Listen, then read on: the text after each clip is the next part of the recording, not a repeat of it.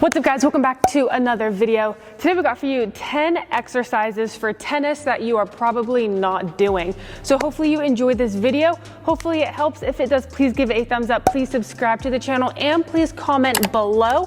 We post new videos every Tuesdays and Thursdays, so make sure you are subscribed to catch all of them. Hope you enjoy.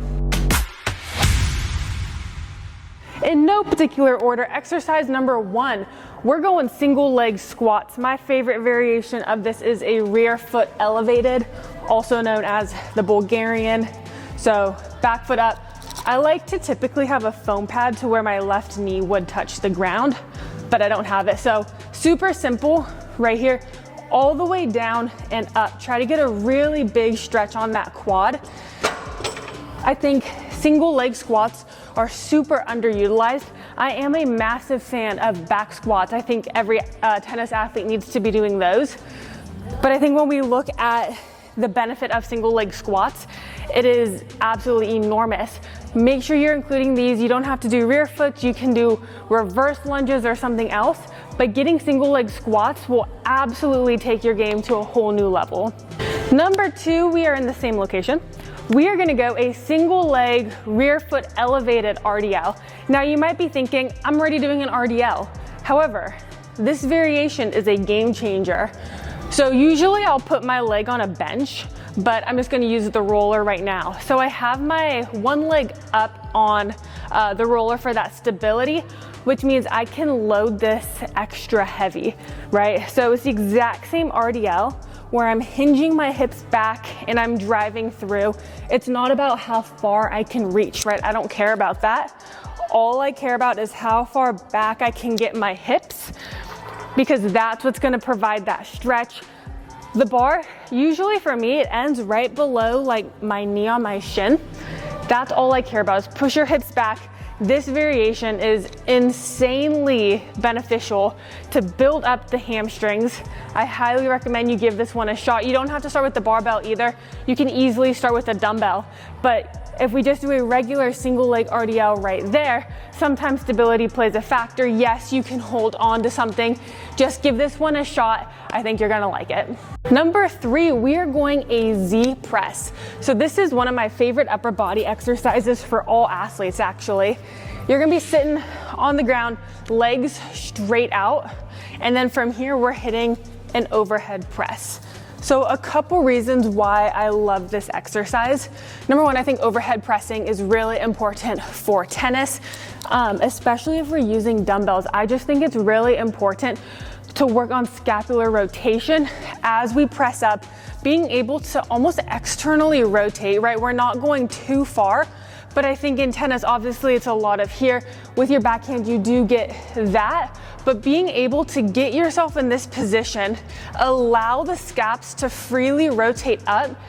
And when we do a Z press, we get a lot of trunk stability in there as well, which is very important, that trunk control. This is a great exercise. Also, brief intermission, make sure you're checking out Spencer's and my other channel called The Athletic Match. Spencer and I are competing head to head in every sport you can think of. It's really entertaining, I think, no bias. Go check it out. Number 4, we're going gliders. This is one of my favorite hamstring exercises that we can do. Essentially, this front leg, I'll switch so it looks better on camera. This front leg is the one that's doing the work.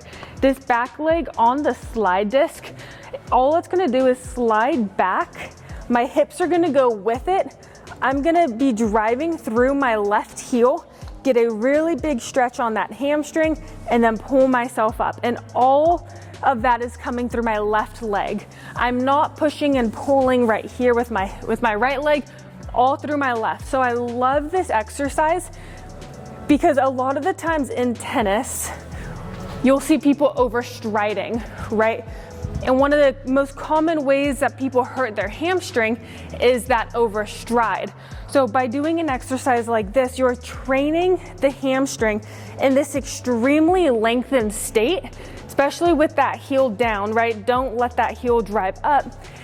And that's a great way to strengthen up the hamstring, especially for injuries that are caused by that overstriding. Number 5, usually I would probably not be doing exercises like this. However, I think there's a lot of merit. So what this is we're going a split squat with a plate twist. So split squat jumps, I should say. So from here, we're going like this, split squats with this plate twist. Now, the reason I love this exercise is similarly to the Z press, we get a lot of trunk control and trunk stability. Obviously, rotation is huge for tennis. And I think training the trunk in this manner, where we have that stabilization and that control, is really important, especially as we are in this position over, having to produce fast force out, switch and control. I will not use this as like cardio, right? You guys know how I feel about bringing in cardio exercises to our strength training.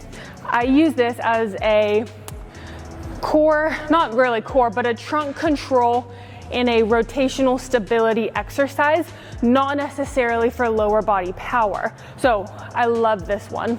Number 6, we're gonna go a walking farmer's march. I'm sure everybody's done a farmer's carry. However, I have really grown fond of this variation. So walking farmers, we're gonna have one leg come up, hold it for a couple seconds, step, hold with the other, right here, just like this.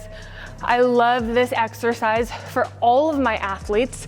I think it's great for tennis because you are obviously doing that farmer's carry movement where you are having to hold. Great for grip strength, great for the hands. However, on a bigger scale, great for the trunk control. You guys are gonna notice a theme here, right? A lot of these exercises work on that trunk control. From serving to, just hitting your backhand, whatever it is, you have a lot of trunk involvement. When we're serving and it's up, even here, you have to be super controlled. If you allow yourself to kind of scrunch or not be taut in your trunk, you're gonna notice, especially in tennis where we are using our hands, right? Versus like soccer, for example, you're gonna have to have that force transfer from the lower to the upper, and it's coming through the trunk. So we have to be really strong. Another thing I like is that stabilization through strength, right? You're gonna notice that the weaker you are, the harder this exercise is, because it's gonna be harder to stabilize, having to hold your leg up here as well. Firing up the hip flexor. This is super, super important, so include this in your workouts. Next up, we're going deficit push-ups. I am a huge fan of deficit push-ups. I think you get an amazing stretch. Push-ups in general, fantastic, but deficit takes it to a whole other level.